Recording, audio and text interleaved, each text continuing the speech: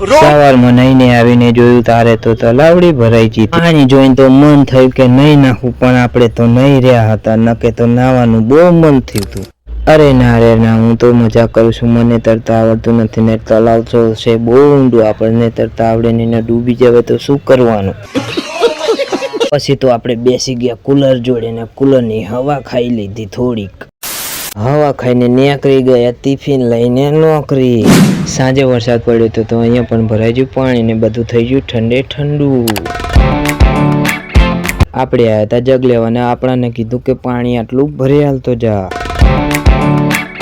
પાણીનું ડબલું ભરાઈ ગયું ને આપણે કરી દીધી ચકલી બંધ. પાણી ભરેલું ને મને કેવું પડે તું ચા પીતો જા, તે મને પાણી ભરેલું હું તને ચા પાઈ દઉં. તો મેં કીધું ચાલો તાર ચા પીએ. તો આજે તો મારો 10મો બ્લોગ છે અને આજનો બ્લોગ ગમે તો લાઈક શેર અને સબસ્ક્રાઈબ કરવાનું ના ભૂલતા. જય માતાજી મિત્રો.